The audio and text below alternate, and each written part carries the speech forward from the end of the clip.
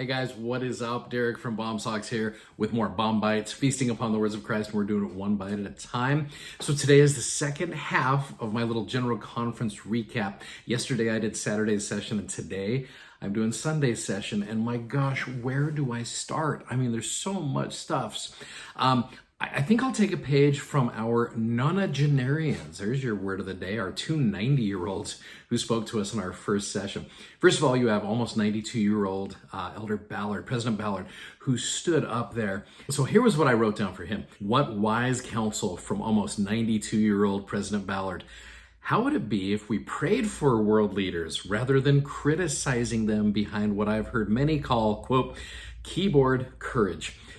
This is not about politics or policy. It is about peace. Prayer will guide scientists. I love how he said this. Politicians, world leaders, enemies. It can literally, this was my take, it will literally change the night today. So when life gets dark and dreary, you know the next part, don't forget to pray. I love President Ballard's simple counsel about don't forget to pray during this time where it is so easy to be critical. So I love that. And then you get to President Nelson. My gosh, I mean, this idea of the gathering of Israel and letting God prevail. I remember reading something where it talked about the definition of Israel is soldier who prevails with God, which I love that idea. But this idea of the word let for me has always been a fascinating word. When it says, let your light so shine, or let virtue garnish your thoughts unceasingly, it makes it sound like deep down, that is what your soul and your spirit wants to do. We just need to allow it. And the Lord is there. He wants to absolutely help us prevail. So we got to let him. Here's what I wrote down. It is really up to us to allow God into our lives. He wants to, but he honors our agency to willingly let him prevail. Anytime we do anything that helps anyone on either side of the veil to make and keep their covenants with God, we are helping to gather Israel. And I love his example when he talked about spiritual myopia, that nearsightedness, and how it can keep us from truly keeping an eternal perspective in this process. It's interesting. I think we really tend to complicate this idea of gathering.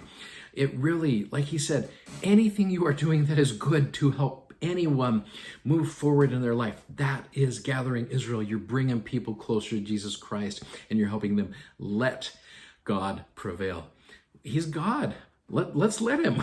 Let's let him do it. He knows better. It's us. We are the ones who think we know better. And the moment we think we know better, that's when things start falling apart in our lives. You look at our nation right now.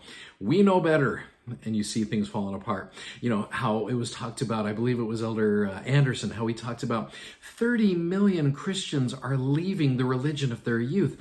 You can see why things are falling apart. And so I love this idea of just a resurgence. I would love to see this awakening of people coming back to be able to enjoy, rather than spiritual distancing, like he said, to be able to bring back closer and just to let God prevail. So that's my best bet for that first session. And the second session, this session kind of took on a little bit of a personal tone. I found myself with some personal connections in a lot of these stories. Like Jeremy Yagi used to be the Ogden Mission president. We used to be in the Ogden Mission up here. So I've heard President Yagi speak many times. He's good, man. He's got some good energy.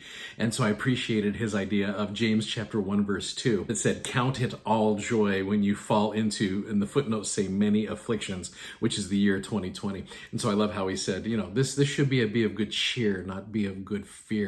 And he just smiled the entire time. So I totally appreciated that message.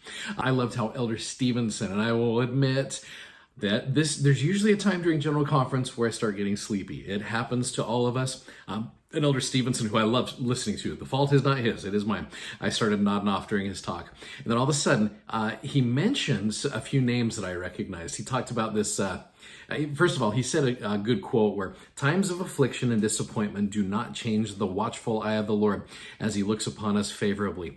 And so he talked about this young sister missionary, Sister Palmer. And so I loved when he talked about Ogden Temple President Mike Valinga, which President Valinga, he used to be my area director in Seminary and Institute, so I know Mike very, very well, and he's such a good man with a good heart. And so it was fun to see him mentioned there. And then I saw that Sister Palmer is the daughter of one of my good friends, Mike Palmer, Palmer, who's a fellow Seminary and Institute teacher. And so that story just rang true to me, and I love the 2 a.m. endowment, how she was able to get on that plane as an endowed member of the church. Not everybody gets that opportunity, and so that's a little tender mercy of the Lord. I've also had the privilege of rubbing shoulders with a couple of Elder Kelly R. Johnson's kids. I taught one in seminary, Jace, and then I had his daughter Jamie Lynn, the one who had the microwave incident, which I'm trying to picture Elder Johnson. He's a tall man. Just picturing him swinging this microwave and just letting it fly. I created a little meme here where it says, superficial faith is insufficient. Something needs to be in the microwave. And so I get what he's saying right there, and I thought that was kind of cool. And Elder Holland, how can you not love Elder Holland? I mean, all of the brethren have their own unique way of speaking, and I love them. Elder Holland has the gift to be able to be just a master storyteller and a master teacher. The phrase, how long before our prayers are answered? And this phrase, they are always answered at the time and in the way an omniscient and eternally compassionate parent should answer them. What a great statement for all of us who are waiting on the Lord and waiting patiently on the Lord. Too many quotes, and I look forward to reading that talk. I think the talks will come out either later today or tomorrow. And I look forward to reading that talk and going in and really dissecting some of his wonderful one-liners all through that talk. So I love that. And then to see President Nelson just finish strong. People are always talking about how, where's the big announcements? You want to talk about a big announcement? This phrase here, this is what I wrote down. The Lord wants us to be optimistic about the future. That might be one of the best announcements ever. So many people out there are scared of the future, fearful of the future. I work with youth every single day who are just scared for what their future has to offer. And I love President Nelson's eternal optimism. He is the epitome of that idea of the Lord wanting us to have optimism in the future. I am so grateful for his leadership in helping me achieve not only a new normal, like he said, but my divine potential, and trusting that as I grow closer to God.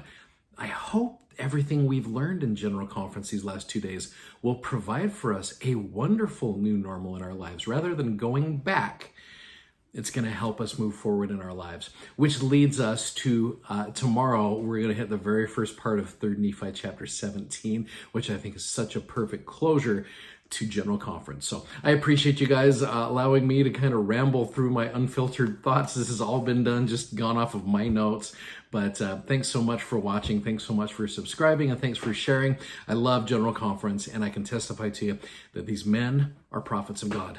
And these men and women who have spoken to us have blessed our lives. And go back and find a way to review every single conference talk. Hey, you guys are great. Thanks so much for all you do to help us move forward in our efforts to be able to share the gospel one foot at a time and one bite at a time. Take care, guys. Have a great day. Godspeed. Bye-bye.